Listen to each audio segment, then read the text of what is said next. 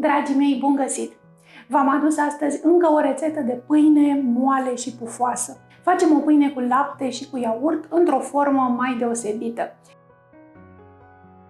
Este extraordinar de frumoasă, se face ușor, o să vedeți că o frământăm doar cu mâna. E nemaipomenit de pufoasă, sunt convinsă că și vouă o să vă iasă grozav rețeta aceasta, mai ales dacă urmăriți pas cu pas explicațiile care urmează. Haideți să începem! Las aici ingredientele, dar ca de obicei le puteți citi mai ușor de la descrierea videoclipului. Dacă doriți să le tipăriți, o puteți face din postarea de pe blog.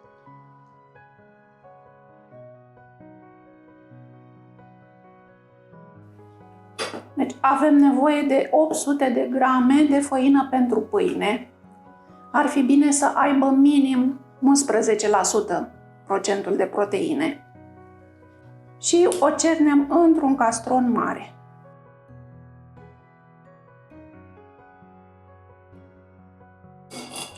Punem peste ea deocamdată celelalte ingrediente uscate.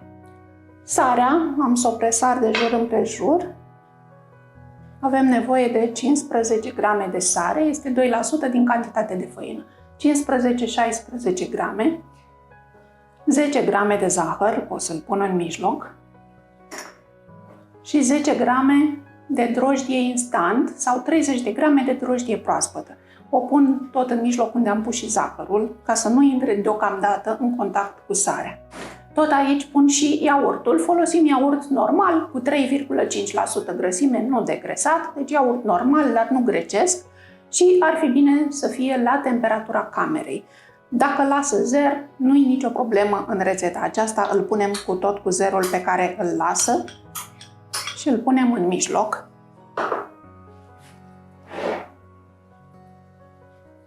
Am să amestec un pic. Tot în mijloc punem acum și untul, care trebuie să fie foarte moale de la temperatura camerei. E bine să-l scoateți din frigider cam cu 2 ore înainte să vă apucați de treabă. Mi-am adus aproape laptele, care trebuie să fie foarte puțin călduți, la maxim 40 de grade, ca să nu distrugem drojdia. Și începem să amestecăm mai întâi ingredientele din mijloc, adică iaurtul cu untul, înglobând puțin câte puțin din făina de pe margini. Alternativ, turnăm lapte puțin câte puțin. Avem nevoie de 450 de ml de lapte.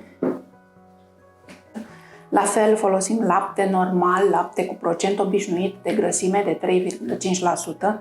Nu umblăm cu lactate degresate, cel puțin nu la rețeta aceasta. Aluatul are foarte mult lichid, asta îl face lipicios, dar îl face și foarte ușor de frământat. Și laptele acesta atât de mult îi va da pufoșenia aceea pe care o așteptăm. Nu vă speriați dacă pentru moment aluatul este foarte, foarte moale și lipicios, mai mult ca o cremă decât ca un aluat. Așa trebuie să fie la momentul acesta. Nu îl frământăm acum prea mult, ci doar cât să ne asigurăm că nu mai avem făină uscată în castron. Îl acoperim cu un șervet de bucătărie și îl lăsăm să se odihnească 20 de minute, doar ca să se dezvolte rețeaua de gluten. Nu ne așteptăm să crească prea mult în astea 20 de minute. Au trecut cele 20 de minute și acum, dacă e nevoie și va fi la început, ne ajutăm de foarte puțină făină, dar scopul nostru este să adăugăm cât mai puțină făină nedospită în aluat. Așa că presărăm doar foarte puțină la început, ca să putem începe să frământăm.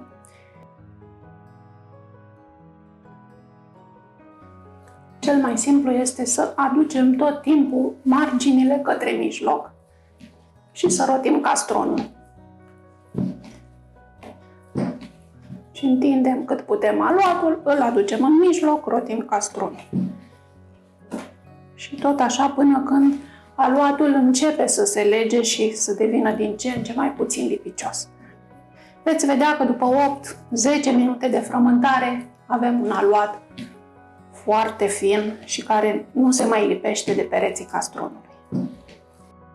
Am uns un castron cu ulei, atât fundul cât și marginile, și am pus aici aluatul. Uitați cât e de fin și de moale. O plăcere să lucrez cu el. Acoperim castronul cu un capac sau cu folie alimentară și lăsăm aluatul să dospească 30 de minute într-un loc foarte călduros și ferit de curenți. Dacă la voi în bucătărie e mai frig, lăsați-l un pic mai mult, să zicem 45 de minute. Aluatul a dospit, începem să modelăm pâine. Ia uitați-mi ce frumos e! Încă puțină făină pe blatul de lucru și răsturnăm aici aluatul. Îl degazăm un pic și apoi îl întindem. Aveți grijă tot timpul să mai aruncați un pic de făină de desubt, ca să nu se lipească de masă, și îl întindem cu sucitorul într-un dreptunghi cu grosimea de 3 mm. Acum, cu o rolă din aceasta pentru cornulețe și cam la 10 cm de margine aceasta facem tăieturi cam de 8 cm lungime și la intervale cam de 2 cm.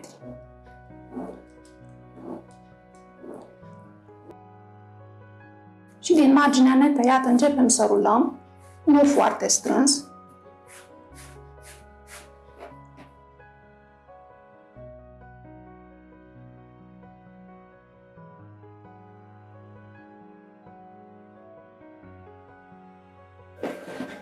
Așa. Cilindrul acesta îl încolăcim.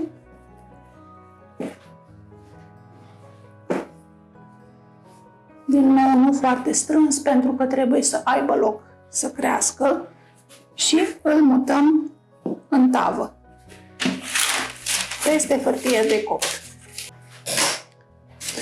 Ascundem capătul aluatului de desubt, acoperim din nou pâinea cu un șervet și o lăsăm să mai crească încă 30 de minute.